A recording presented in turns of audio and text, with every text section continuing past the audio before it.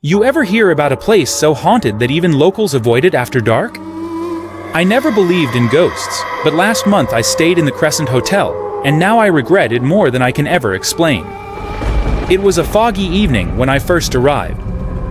The Crescent Hotel towers over the town like a silent sentinel, its windows glowing faintly in the mist. The air smelled damp, like wet stone and something else, something rotten. The receptionist barely looked at me, just handed me a key and muttered, "Room 229. Don't wander at night." I laughed it off, but something about the way he said it. I should have listened. Room 229 was at the end of a long, dim corridor. The walls were lined with faded portraits, faces staring as if they knew me even though I'd never been there before. I shrugged it off and unpacked my bag.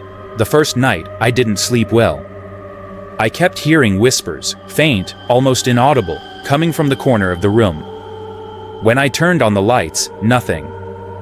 By the second night, the whispers got louder. I thought I was imagining things until I saw it.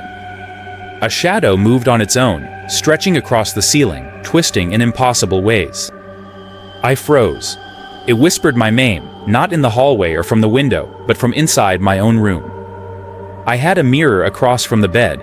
At first, it reflected the room normally, but then it didn't. I saw something standing behind me, tall, thin. Its face was wrong. It had eyes, but they weren't eyes, just hollow black holes staring right through me. I spun around. Nothing. I looked back at the mirror, still there. I left the room and ran into the corridor. Footsteps echoed behind me, though no one was there. Door after door slammed shut, as if the hotel itself was alive, pushing me back. I tried to call the front desk. No signal. My phone had died all by itself. Then I saw the portrait at the end of the hall. It was the same shadow from my room, painted decades ago, staring, waiting. Curiosity drove me to explore further. I found a door marked basement, staff only. It creaked open to reveal a staircase descending into darkness. The air was thick, choking, and I could smell something metallic, like blood. At the bottom, a room full of old hospital beds, restraints, and human bones. And then I heard it, laughter. High-pitched, maniacal, all around me. It wasn't just echoing, it was inside my head, whispering secrets I didn't want to hear. I ran back upstairs, and the corridor had changed. Doors that weren't there before led to rooms that weren't on the map. In one room, shadows danced on the walls, whispering my name. I couldn't breathe. I couldn't scream. A hand touched my shoulder cold. Deadly cold. I spun around. No one. But the handprints on my skin burned like fire, leaving marks that I still feel even now. I didn't sleep that night.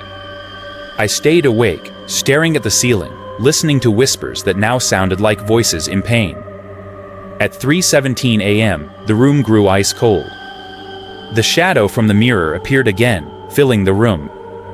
It didn't move, but somehow, I could feel it crawling inside me, and it spoke, "Stay with us."